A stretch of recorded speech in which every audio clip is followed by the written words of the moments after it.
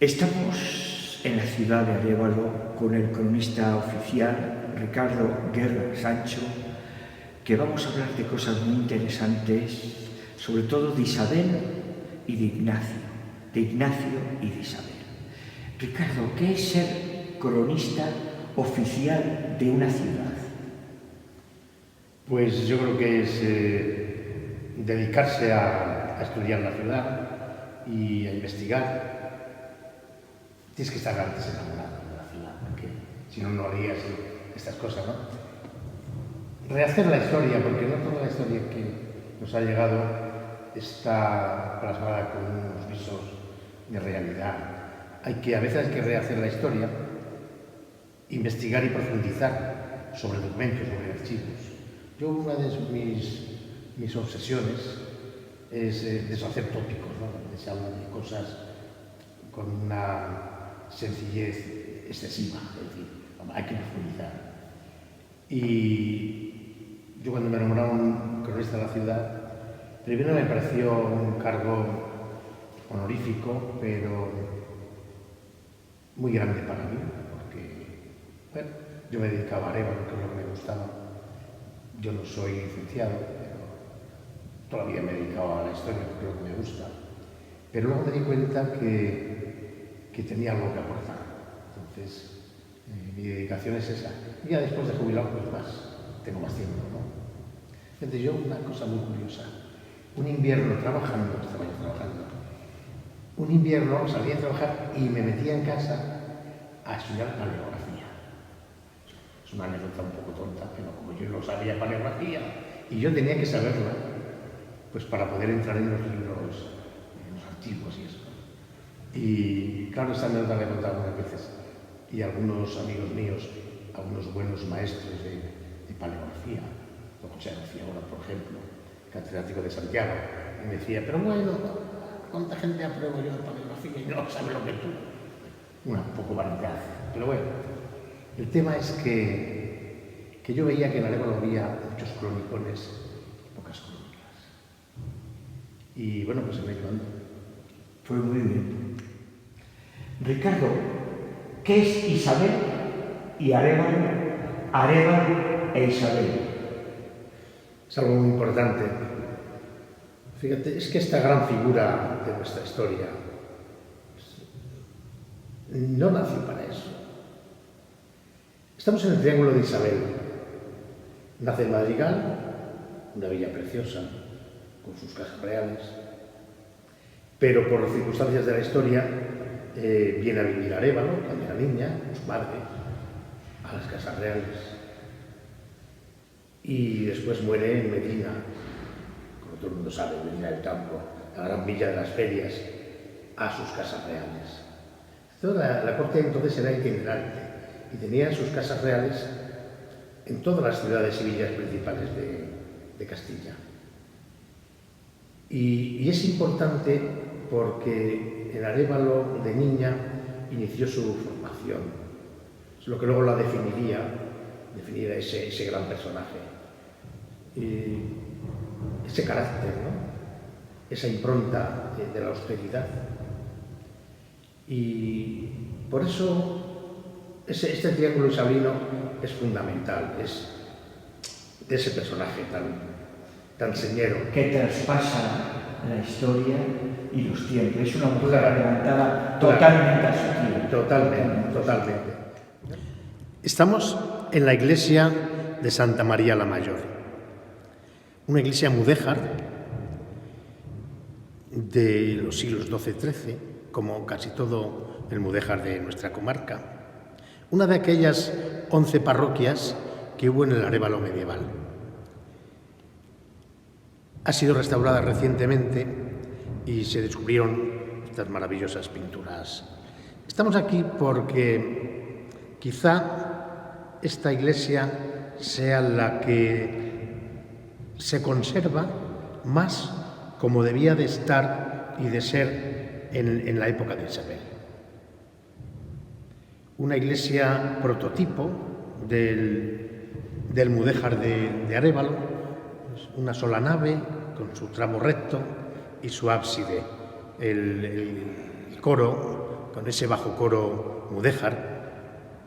Y para decirnos que el mudéjar nuestro es contemporáneo con el románico, tenemos en el interior de este ábside estas pinturas murales de Pantocrátor, precioso. Estas pinturas que seguramente que conoció Isabel. Isabel vendría aquí porque en su época de Arévalo pues estaría aquí en alguna misa.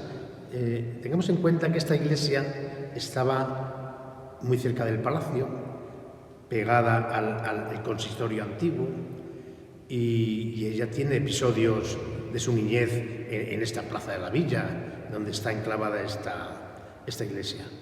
Este Pantocrátor es esa pintura románica que está hermanando lo románico y lo mudéjar. Y es representativo de una época. En la infancia de Isabel, ella tuvo grandes contactos espirituales con el convento de San Francisco, muy importante. Ella conoció en otro convento importante, la Santísima Trinidad, la devoción que palpaba el pueblo, que era la Virgen de las Angustias. Se enamoró de la Virgen de las Angustias y siempre estuvo con ella. Por tanto, es así que cuando va a Granada, allí también la entroniza. Era una gran devota de Isabel, de la Virgen de las Angustias. Y de esa época juvenil arevalense tenemos alguna anécdota muy bonita, muy significativa, pero que hay que revisar. Pues sí, teníamos que revisar aquella infancia de Isabel.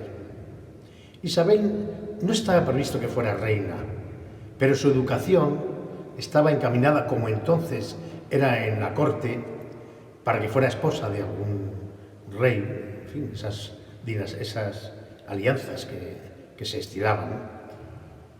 Pero precisamente por eso es una infancia bastante desconocida. Y por eso era una infancia, la de Arévalo, que estaba cargada de tópicos, de historietas. Y hace un tiempo, unos años, con motivo del centenario de la muerte, otra historiadora, amiga mía y yo, nos propusimos profundizar con datos, con documentos, en los hechos que la relacionaban con Arévalo. Y ahí surgió un montón de documentación importantísima. Se estaban rompiendo las historietas para entrar con profundidad en lo que podía ser más verdadera historia. ¿Cómo pudo ser aquella infancia de Isabel en Arévalo? Sí, los tópicos de Isabel y Arévalo. Fíjense, Isabel con su madre y su hermano Alonso vivieron en las casas reales. ¿Dónde iban a vivir? En el castillo, como han dicho tantos historiadores que escriben de leídas. No, el castillo era un cuartel, era militar, era un símbolo de la fuerza militar, de la corona.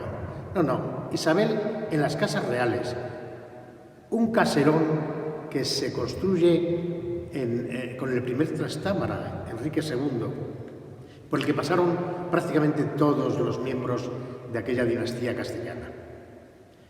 Pero había más tópicos. Hay una anécdota muy bonita de la Plaza de la Villa, aquí al lado, de una vez que vienen los reyes católicos y se celebran toros. A ella no le gustaban los toros, pero respetaba que el pueblo quería toros. Y estuvo viendo toros. Aquí está la famosa anécdota de la invención de los toros embolados por Isabel. Pero hay otras cuestiones mucho más importantes. Aquella niña no aprendió solo a coser, como dicen vulgarmente algunas veces. La formación que recibió era muy superior a lo que entonces era habitual. Y eso fue la base de esa personalidad fraguada a través de ese tiempo. Su contacto permanente fue una devoción de toda su vida por la orden franciscana. Pues también creó impronta. Fíjese que las casas reales de Arévalo eran unas casonas medievales, tampoco eran palacios al estilo de lo que podíamos entender después. Era una vida sobria, incluso por las circunstancias históricas que conocemos.